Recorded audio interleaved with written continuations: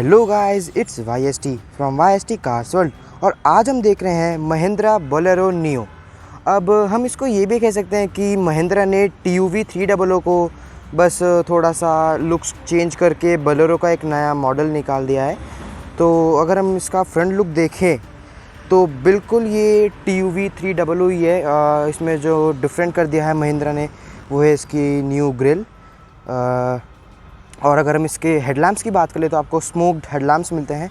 Bumper same है, आपको fog lamps halogen मिलते हैं और हेडलैम्प्स भी हेलोजन मिलते हैं। अगर हम व्हील्स की बात करें तो व्हील्स आपको 15 इंचज़ के मिलते हैं। और अगर हम प्रोफाइल की बात करें तो 215 R715 मिलते हैं आपको व्हील्स। अगर हम साइड प्रोफाइल की बात करें तो बिल्कुल सेम TUV है और कुछ चेंज नहीं किया है महिंद्रा ने बोलेरो नियो में TUV 300 से। और अगर हम बैक की बात करें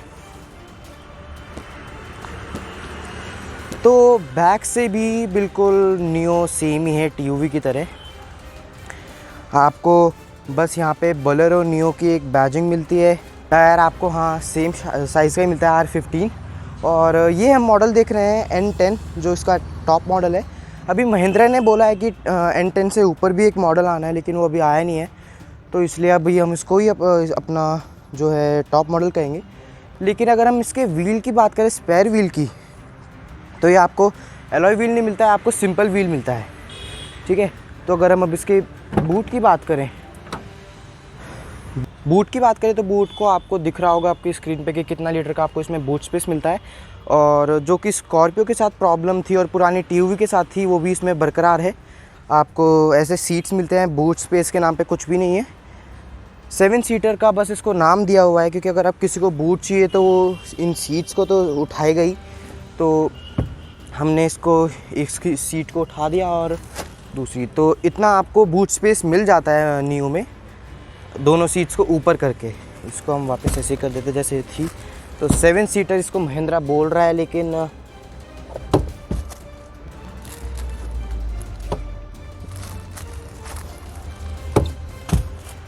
तो 7 सीटर महिंद्रा बोल रहा है नियो को, लेकिन मैं तो इसको 5 सीटर ही मानूंगा, क्योंकि पीछे की 2 सीट्स तो कुछ मेरे ख्याल से काम की है नहीं। अगर आपको बूट स्पेस भी चाहिए तो हम अंदर से भी इसका खोल सकते हैं, बूट का गेट यहाँ से। अगर मैं अब आपको इस कार की चाबी दिखाऊं कि इसकी चाबी कैसी है, तो आपको ये आपको कीज़ में लॉक, अनलॉक और इसका सायरन बजाने के लिए है। अब अगर हम अपनी नियो के अंदर चले तो आपको आपकी स्क्रीन पे दिख ही रहा होगा कि इसका ग्राउंड क्लियरेंस कितना है।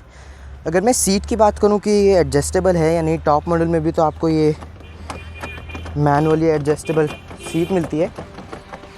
तो अब बैठते हैं नियो के अंदर।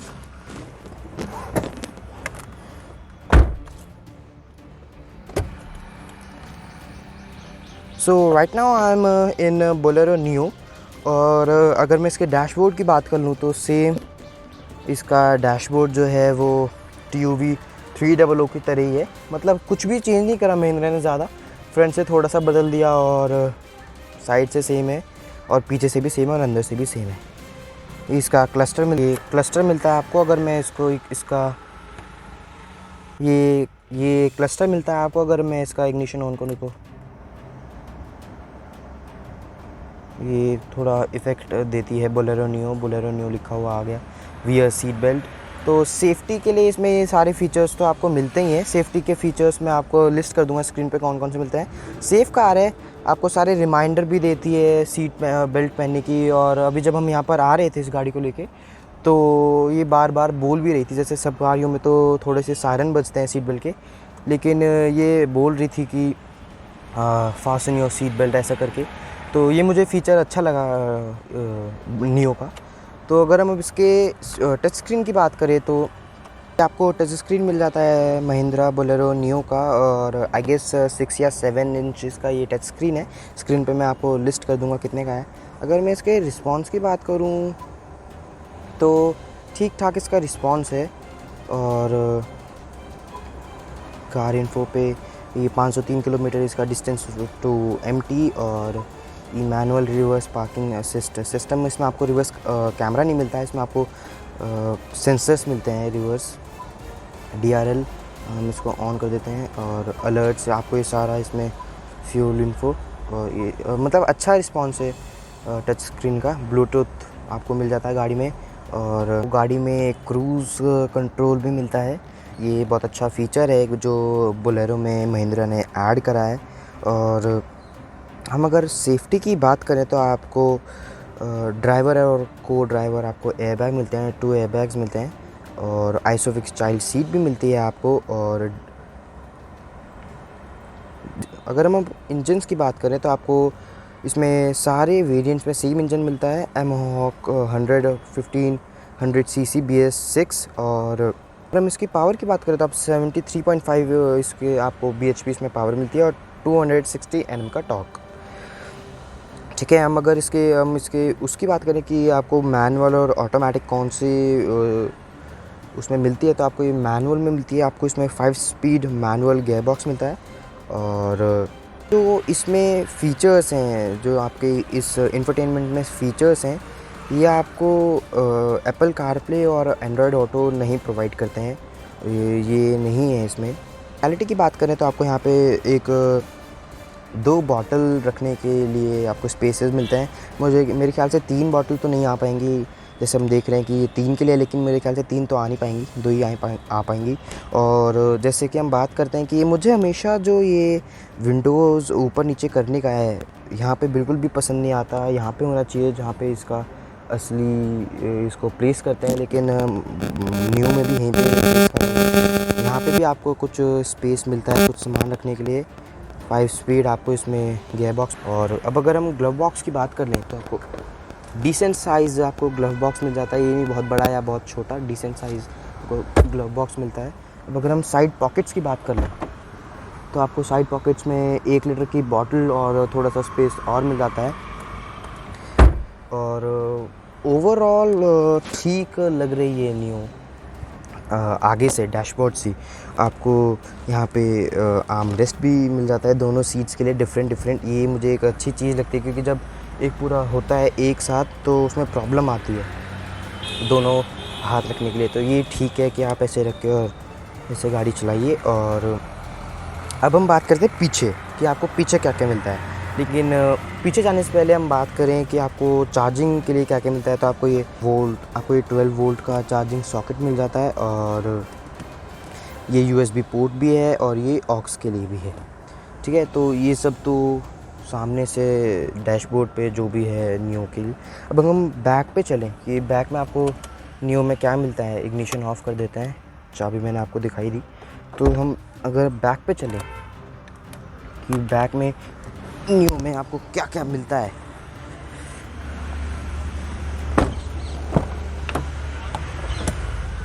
तो थोड़ी सी पहले तो देखते हैं कि रिक्लाइन होती है क्या सीट्स नियो की। जी नहीं, नियो की सीट्स जो है वो नहीं होती पीछे। अब मुझे आगे वाली सीट पीछे करनी पड़ेगी, क्योंकि थोड़ा सा जो स्पेस है वो पीछे कम हो गया है।